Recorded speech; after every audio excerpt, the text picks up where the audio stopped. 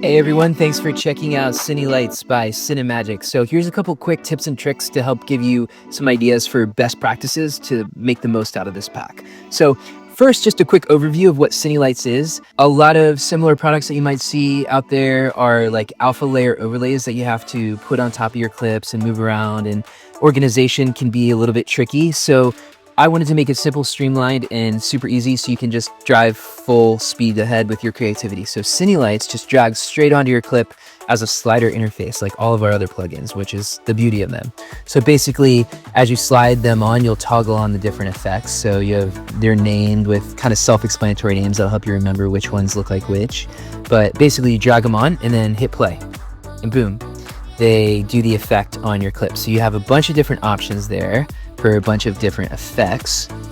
So these can be used as, just overlays for your clips. They're great for transitions. A quick note on how to use those. Basically what you do is, say you want to do a transition between, let's say these two clips. So you want to end with her dancing and start with him singing.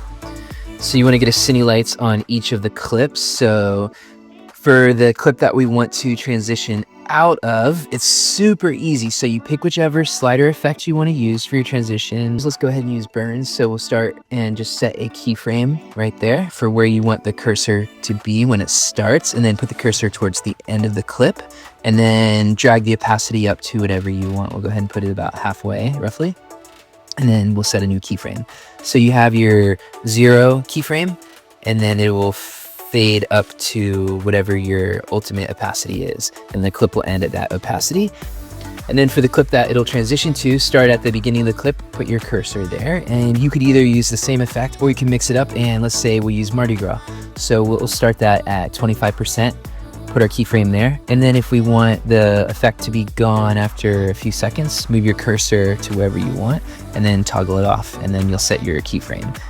Just like that. So as you can see, it goes boom, just like that. Pretty easy and straightforward, and you can customize that however your creativity comes up with.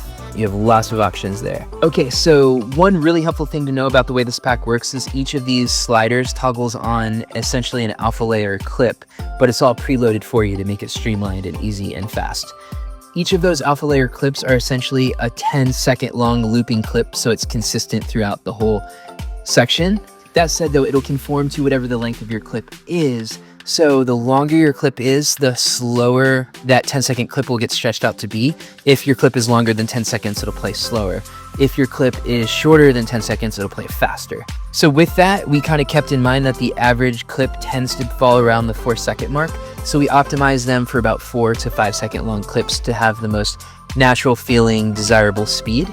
That said though, that's a super subjective thing, and you can stretch out your clips to make them whatever speed you want. That sounds confusing, but I'll show you a super quick, easy way to do it.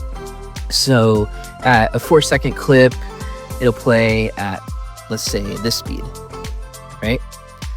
So if you want that to be slower, but you still want your cut to be where it is, what you can do is you can kind of hack that by dragging your clip out to whatever length you want. So say you want it to be super slow like that.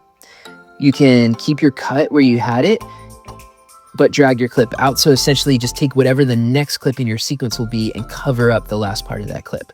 So you still get the conforming length of the effect to that clip to be slower while maintaining the placement of your cut where you want it to be. Now on the other side of the spectrum, if you want to make the effect faster than your clip is, like say you have, your clip is naturally cut to 20 seconds long, but you want it to be not a slow effect, you want a faster effect. What you can do is you can just make a cut somewhere earlier in your clip, so then the effect will read it as a faster clip, so it'll go faster again. So there's different ways you can kind of work with it to modify it to what you're going for. Our desire is just to give you some great tools that you can kind of dial up, dial down, use your creativity to turn them into your own thing, however you can dream that up. So if you have any questions, feel free to reach out via the website and we'll answer them for you. Otherwise, have fun. I hope this boosts your creativity and gives you some really fun tools to work into your films.